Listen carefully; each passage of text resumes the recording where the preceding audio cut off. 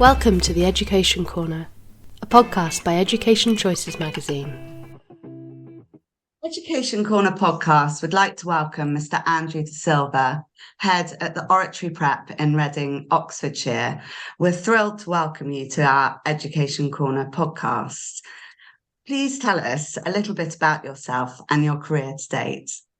Hello, Chloe. Thank you so much for having me for the podcast. I feel almost grown up now, so I feel validated in many ways, but let's see how the rest of it goes. So I'm Andrew De Silva. I'm the head of the Oratory Prep School. This is my fifth experience in headship level, 3 in the state sector and 2 this is my second in the independent sector, but I am still very much learning. And I think that's an important bit. So who am I? Well, firstly, I try to be as childlike as possible. You can't quite see, but there's a wall of Lego. Well, no one on the podcast can see because it's a podcast, but trust me, there's Lego, there's an R2-D2, there's not a Death Star because, alas, that costs too many pennies for the moment. So I am daddy to Florence and David and husband to Nicola, and when I'm not doing those things, I'm also a headmaster, or rather a head learner at the Oratory Prep School. Huge loves for music. I'm a singer, having been a singer most recently at Winchester Cathedral, and I love my singing, but I also love my Lego master building. Fantastic. I think I've got a Death Star in my basement. I'll have to dig it out and give it to you. And what do you feel, I mean, obviously this is your 5th headship, but what do you feel you've been able to contribute to the Oratory Prep since you've been in your role as head? Sure, that's a really good question. I suppose the thing that I'm trying to add to the school and to the family, I suppose, is a greater sense of listening to all people. The school's got a fantastic reputation. It had fantastic head teachers before me, and I will do my best to try and continue from what they have done.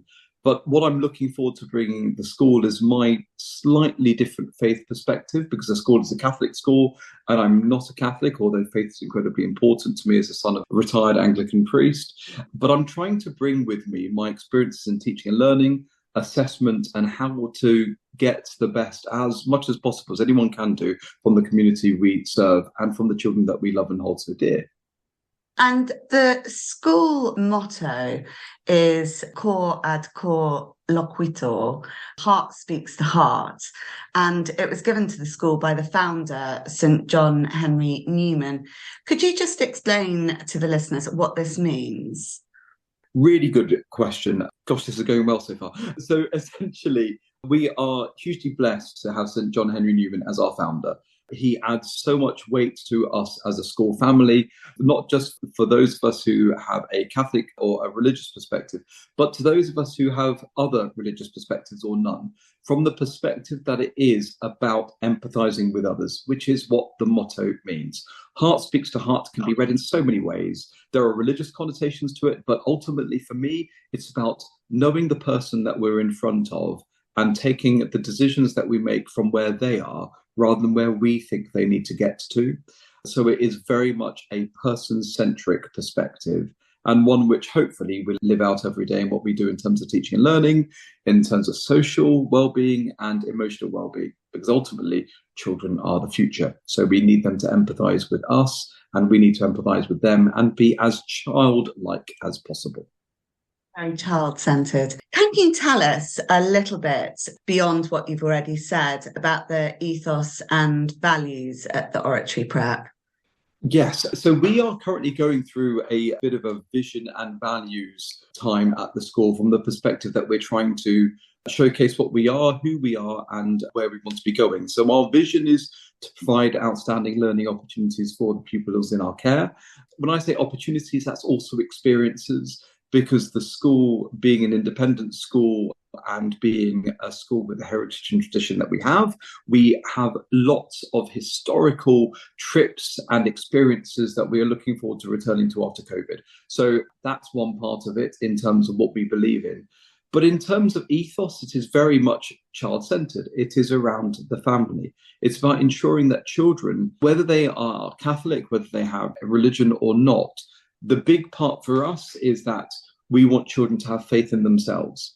Because if they have faith in themselves, they'll have confidence in their own skin, which when you then play that out to the year 7 and 8 parts of our curriculum, which are hugely important to child in terms of developmental progress, then they leave us as stronger, more confident individuals, still with a thirst of knowledge, but having grown with us in their family. So that's a really important part of our ethos.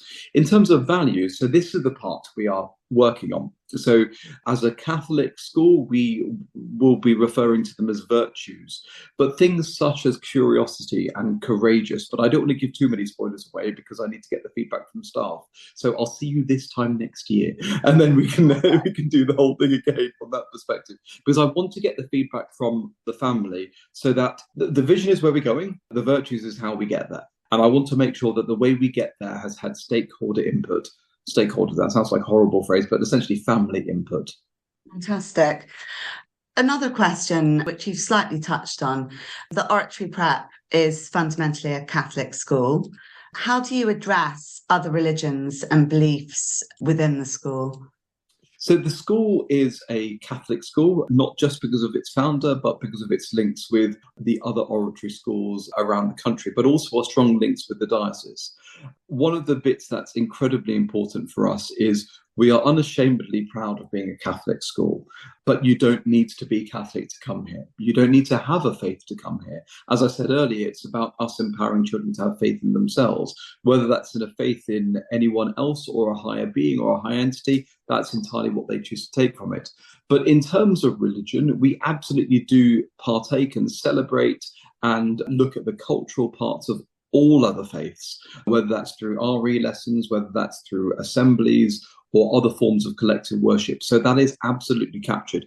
Even on our social media, we wish our Muslim members of our community happy Eid and so on, Diwali, or whatever that may well be to our Hindu friends and family at the school. So we are here for all pupils, irrespective of whether they have religion or none. But we're also here for the families who have a Catholic faith, a Christian faith, or a different faith or none. Because fundamentally, an important part of faith is that we are here for others, even if they don't share our beliefs. And that's an important part of what it means to be a decent human being. And we're just lucky in our setting that we can talk openly about love. And sometimes, Chloe, it's tough love if needed, but ultimately it is love. It really helps when you're trying to help a child with their choices, with their decisions, if you're able to phrase it in a way that we can not only just bring in religion into it, but we can try to make sense of that religious context in our everyday school context. That was a long answer to your question, but hopefully that makes sense. I think it's very reassuring. Can you tell us a little bit about the points of entry and the requirements for children and families that are considering applying to the Oratory Prep?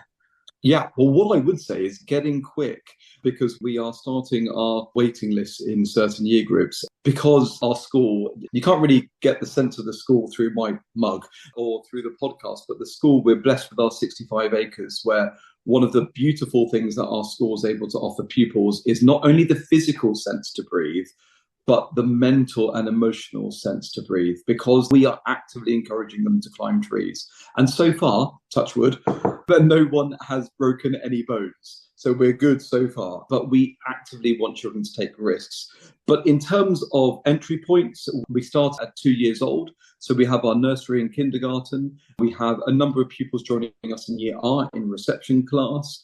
And we have children joining us at other year groups. But essentially, we have a few gaps in certain year groups, but we encourage people who want to have our education to join. So there's no formal way of putting down when to start. It's got to be right for the child, but I would argue that the right thing is the OPS, to get in early. And beyond that, what would you say to parents are, or what do you consider the benefits of attending a school like the Oratory and also its location in Reading?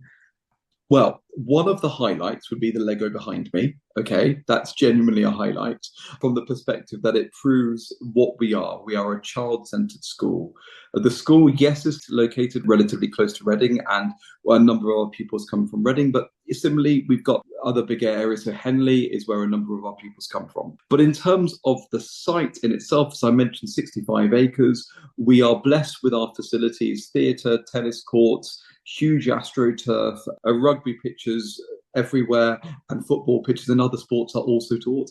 So we have a huge amount of provision from that perspective. We have an indoor swimming pool. I would love to say to you it's Olympic, but it would be if Olympic size was half the size. So it's a 25-metre heated swimming pool with a toddler pool as well. So from that perspective, there are many reasons to come to the school. However, as I say to the parents who I see on my velvet sofas, I don't think it's real velvet, but I don't know if you have faux velvet anyway. But from my perspective, what I'm saying to the parents is, don't come to the school for our facilities. Come to the school because of the relationships that the teachers have with the children. And that the tools that help those teachers impart knowledge and understanding and wisdom and skills, yeah, that's helped by the facilities. But the real reason to come is because we can ensure that your child makes social, emotional, and academic progress. And that's all we want from our children. So that's why people should come. Chloe, you mentioned previously, and I didn't answer it, about what does the entry process look like? Well, Hannah is our registrar. So the first port of call is speak to Hannah. And she's far more sensible than I am in many, many ways. So she's the first port of call. And then she will arrange a time for parents to come and see me and have a tour of the school.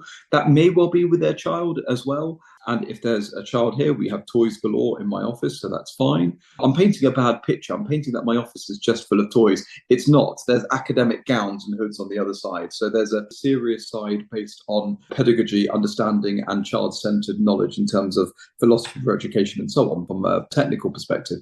But once they've had a meeting with myself, the child would then come and have a taster day and an interview with me. And that interview is very different as you progress through the school.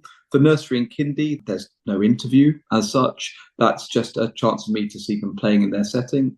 And there are some assessment tests, but our main thing is to look at the learning behaviours of the children in the context of them as people, about the choices that they make. And that's more important to us in many ways. It's almost a trick question, really, because I don't think there is an answer. But if you had to describe a typical oratory prep child, what sort of characteristics or what sort of child is it that you feel the oratory school is looking for and producing? Good question. That is totally a trick question. So and it's a good one, what we don't try to do, Chloe, is we don't pigeonhole children into being a thing that we think they should be. We have no expectation other than we want our children to enjoy the journey that they're on. And we certainly don't pigeonhole children from the perspective that we have this saying, how can you say the sky's the limit when there are footsteps on the moon? Because we don't want to limit them to a pigeonhole, because that's not right. You know, as Buzz Lightyear says, to infinity and beyond. It is all about that extra value that I think we can add. So that being said, words that other senior schools have said to me is that our children are curious, they're intelligent, they're funny, they are confident, they are kind, they are loving. And one person talked about the quality of their cakes, but that's not an imperative for people when they come and join us as a school. So what are we looking for pupils who come? All pupils who join our family have to be able to meet our academic expectations because we want them to thrive. But ultimately, it's about them as people. That's what we're looking for. People who are kind, loving, and have a good work ethic, because the rest of it I leave to my incredibly talented staff. And just a slight aside, can you give me some examples of the schools that you tend to feed to at 11 plus or 13 plus? Sure. So some local schools, so Bradfield, Pangbourne, the Oratory School, which we were affiliated with until just before 2018, I think. We've got Teddy's in Oxford, we've got Eton, Winchester, Uppingham, Oundle, so a huge range of day and boarding schools is what we cater to, because we are unashamedly proud of adding significant value to pupils when they leave us after year 8. And that's a really big part of what I believe, because having been a state school head teacher, that was always one of the things that really affected me, that our children weren't ready to stop playing TIG or tag, depending on where you are in the country, what one calls that game, but they're not ready to stop playing it. And how sad is it to think that the last time they play that game is their last day of primary school? And our children play it here. Okay, so I might not join in with Stuck in the Mud because I'm too big, but they play all of that because they are fundamentally children. And in a world which is asking children to grow up way before they are ready to, we need to cherish that childhood for as long as possible and give them an education in an environment that they are comfortable in, so that the only barrier to their success is the new learning. But that's easy as well, because our teachers have that covered. Can you tell us a little bit about the bursary provision that the Oratory Prep offers? Sure. So if bursarial support is needed, we obviously go through the same process as I mentioned earlier with Hannah, of coming in through the admissions process. But then we get an external company to look at the financial situation of the family. And based on their recommendation and what recommendation from our excellent governors would be as well, we're then able to offer bursaries. But there are pupils in our school who do receive bursaries, as one would expect. The main thing for us is that we want pupils to come and join our family and benefit from our education. And whilst money is inevitably a big part of the independent sector, it's not the only part. There are other benefits too. Do you feel, in light of the many events over the past couple of years, that as a school you are embracing equality, diversity and inclusion in everyday life at school? That's a really important question, especially because of where we are in the world right now. As a head teacher, as an Asian head teacher born in Sri Lanka, and I can't show you the Sri Lankan flag I have in my Lego pencil pot, but alas, it is a Lego pencil pot and it is there. But I'm proud of my own heritage in this. But I'm also the chair of the IAPS, that's the Independent Association of Preparatory Schools, EDI group. So I'm very much with the support of all the heads, and certainly with the teaching from the other heads. We are creating our joint IAPS vision on what that looks like, on how we can support schools. And that's an important part of what I feel I can offer, because there's lots of parts we need to look at in terms of EDI, equality, diversity and inclusion, or equity, diversity and inclusion, not just for our pupils, but also for the staff who work in the schools as well, to get better representation of all of our country in leadership levels. And there aren't many Asian head teachers in the country, whilst there are significant pockets in certain big cities. And there certainly aren't many Asian head teachers or headmasters or whatever the titles are in the independent sector at preparatory level. And there are some fantastic things going on with that. But I suppose the way I look at this, much like when Rishi Sunak, and I won't be political about this, but I put something on LinkedIn around children who are now able to relate to the Prime Minister because of the colour of his skin. And it now becomes an obtainable thing for many people. Now, in reality, that's a difficult thing to understand if you haven't been from that background or whatever. So EDI is an important part of what we need to do. So if we look at that from a school context, well, firstly, we're a Catholic school, so love comes first. And one could see, well, how does that work in the Catholic setting? Well, for us, the Pope is incredibly clear about love your neighbour, love your neighbour as yourself, and make sure that we support everyone in our communities. So that's what we absolutely do, irrespective of the faith perspective, but as decent human beings and citizens of the world. But what does it mean to children? Well, it comes down to role modelling the best. And part of that is, what does our curriculum look like? Now, I talked about, Chloe, earlier, I talked about the schools that we send our pupils to, and that might be through a process of common entrance exams or whatever it may well be. So our curriculum from that perspective, one could say, may be prescriptive. Well, not so much here, because we are trying to decolonialize, if you like, aspects of our curriculum over time, and we will do that. But of course, what we don't want to do is we don't want to rush it without thinking about what we are doing, because we need to be the best role models for our children. And sometimes that means having a bit more thought before we make the decisions that we make. And finally, what is your vision going forwards for the Oratory Prep? Well, other than one of my members of SLT saying, how cool would it be if we had a Lego version of our school so that we can use it as a map at the reception, which I generally think will be a pretty good thing to do. My vision is to provide outstanding learning opportunities for all, and that is the experience, to give them not just the wonderful teaching that they would have, but to ensure that socially and emotionally our children are prepared for the next stage of learning, so that when they leave us, they leave, as I said, confident in their skin and able to thrive in any educational establishment that they go on to next. So that when they look back on their time, when they are successful and thriving, we would have been a small part of that journey. And that's important. That's really important to us, because education is the key to the future. And for us, that's through our children. Thank you so much for your time. It's been a pleasure speaking to you, and I hope I can come and visit soon. Absolutely. It'll be lovely, Chloe, to see you here.